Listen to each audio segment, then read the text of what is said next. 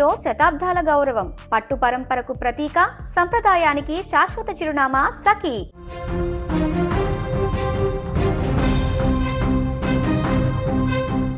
నైరుతి బంగాళాఖాతంలో ఏర్పడిన తీవ్ర అల్పపీడనం ఇప్పుడు తెలుగు రాష్ట్రాలను వణికిస్తుంది. దీని ప్రభావంతో రానున్న 48 గంటలలో భారీ వర్షాలు కురిసేటువంటి అవకాశం ఉందని హైదరాబాద్ వాతావరణ కేంద్రం హెచ్చరించింది. ముఖ్యంగా తెలంగాణలోని పలు జిల్లాలకు ఇప్పటికే ఎల్లో అలర్ట్ కూడా జారీ చేశారు అధికారులు. సముద్ర మట్టానికి ఎత్తులో ఏర్పడినటువంటి అల్పపీడన ద్రోణి ప్రభావం అటు తమిళనాడు, కర్ణాటక వరకు విస్తరించి ఉంది. తెలంగాణలోని 10కి పైగా జిల్లాలలో వానగండం పొంచి ఉంది.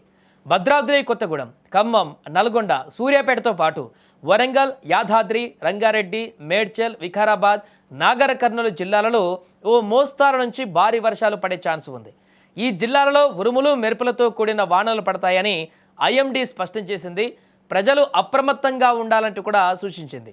ఇక హైదరాబాద్ నగరంలో ఆకాశం పూర్తిగా మేఘామృతమై ఉంది. అల్పపీడన ప్రభావంతో సాయంత్రం లేదా రాత్రి వేళలో నగరంలోని పలు ప్రాంతాలలో తేలికపాటి నుంచి మోస్తారు జల్లులు కురిసేటువంటి అవకాశం ఉందని అధికారులు వెల్లడించారు. ఇప్పటికే రాష్ట్రంలోని దక్షిణ, మధ్య తెలంగాణ జిల్లాలలో వర్ష ప్రభావం అధికంగా ఉండేటువంటి సూచనలు కనిపిస్తున్నాయి. అలాగే ఆంధ్రప్రదేశ్ పైన కూడా బలమైనటువంటి ప్రభావాన్ని చూపుతోంది. దక్షిణ కోస్తా రాబోయేటువంటి 3 రోజులలో ఇలాంటి వర్షపాత నమూనాలను అంచనా వేయొచ్చంటూ కూడా తెలుస్తుంది. ఇక రాయలసీమ జిల్లాలు మేఘామృతమై ఉండేటువంటి అవకాశం కూడా ఉంది.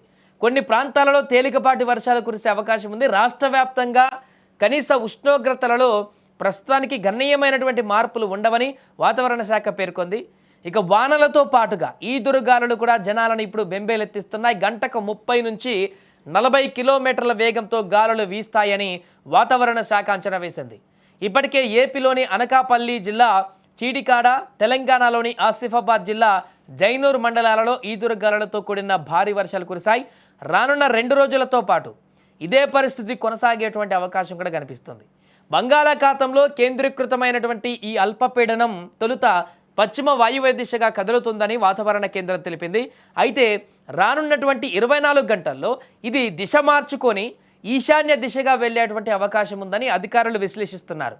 దీని కారణంగా సోమవారం నుంచి 2 రోజుల పాటు రాష్ట్ర వ్యాప్తంగా ఉరుములు మెరుపులతో కూడినటువంటి వానలు పడతాయంటూ కూడా స్పష్టం చేశారు. ఏదేమైనా కూడా కేవలం తెలుగు రాష్ట్రాలే కాదు, అల్పపీడన ప్రభావం దేశవ్యాప్తంగా పలు రాష్ట్రాలపైన పడుతుంది.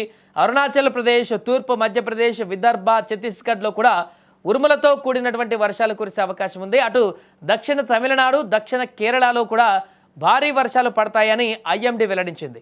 మొత్తం మీద దక్షిణాది రాష్ట్రాలపైన వరుణుడు విరుచుకుపడేలా కనిపిస్తుంది. ఏదేమైనా తాజా వర్ష సూచన అనేది ప్రజలను భయాందోళనకు కూడా గురి చేస్తుంది.